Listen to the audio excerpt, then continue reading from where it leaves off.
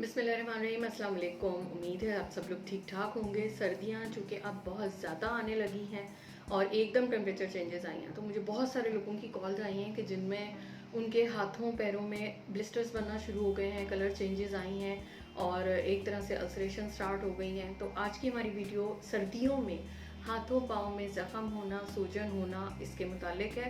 तो जनाब आप वीडियो को एंड तक ज़रूर देखिएगा और चैनल को लाइक शेयर एंड सब्सक्राइब कर दें। तो हम चलते हैं अपने आज के टॉपिक की तरफ, जिनको हम कहते हैं चिलब्लेन्स, यानी कि सर्दियों में हाथों पैरों पे जो अल्सरेशंस होती है, रेडनेस आती है, वो क्यों आती है। आपकी हमारी जो स्किन है इसके साथ एक प्रोटेक्टिंग लेयर ये एक फ़ैट की है।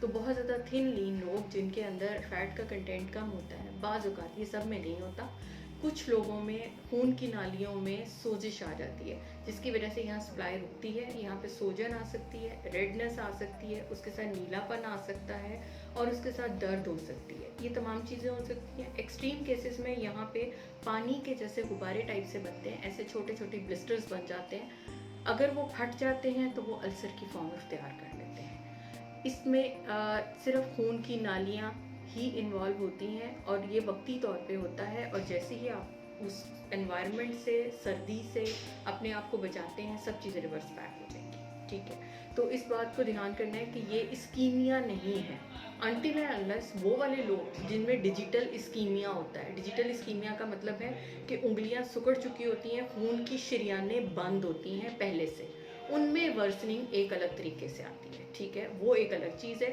ये रिवर्सिबल कॉज होता है। तो जिनको हर सर्दियों में ये मसला होता है कि हाथों पैरों में सोजिश होती है, अब उन्होंने करना क्या है।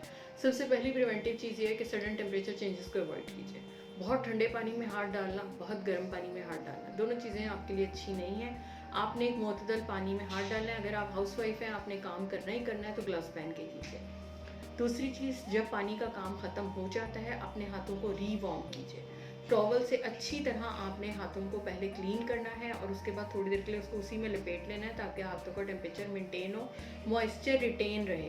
उसके साथ ही कोई अच्छा मॉइस्चराइज़र आपने फौरी तौर पे अप्लाई करना है। नहीं तो ग्लिसरीन एंड रोज़ वाटर जो मैंने आपको बताया हुआ, ग्लिसरीन उसके लिए, मॉइस्चराइजिंग के लिए, वो आप यूज़ कर सकते हैं। थर्ड चीज़ जो आपने करनी है वो ये करनी है कि ऊनी जुराबें या दस्ताने, जब आप काम से फारिग हो जाते हैं आपके हाथ पाँव, तो उस वक्त आपने करना है। हाथों पैरों को बहुत देर तक गीला नहीं रखना, वो उंगलियों के दरमियान से, स्पेशली पैरों की, आपने अच्छी तरह से उनको ड्राइड अप करना है। अगर आप लॉन्ग ट्रैवलर हैं और आप बाइकर्स हैं और बाइक पे आपने ट्रैवल करना होता है, तो उस सूरत में हीटिंग पैड्स आते हैं जो कि जस्ट ग्रैन्यूल्स हैं, आप उनको शेक करते हैं, अपने ग्लव पैड्स में रख लेते हैं, तो वो 8 घंटे के लिए आपके ग्लव्स को गर्म रखते हैं। तो अगर आप वो यूज़ करना चाहें तो जूतों में और इसमें आप वो यूज़ कर सकते हैं। मेन चीज़ सबसे अहम यही है कि आपने अपने हाथों पैरों को गर्म रखना है, इमोलिएंट लगा के रखना है। इससे जो ड्राइनेस है उससे आपने खुद को बचा के रखना है।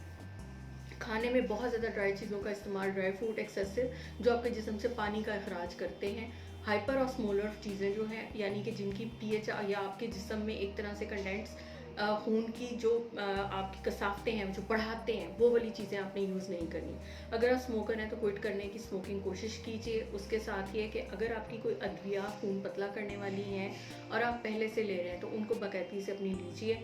किसी स्टेज पे अगर आपको लगता है कि आपकी होम रेमेडी से आप ठीक नहीं हो रहे, तो इसके लिए कुछ दवाइयाँ हैं जिनमें कैल्शियम चैनल ब्लॉकर्स आते हैं और दूसरी चीज़ें, लेकिन वो कौन सी कैटेगरी है ये आपका अपने नॉलेज से ही मशवरा करके आपने यूज़ करनी है।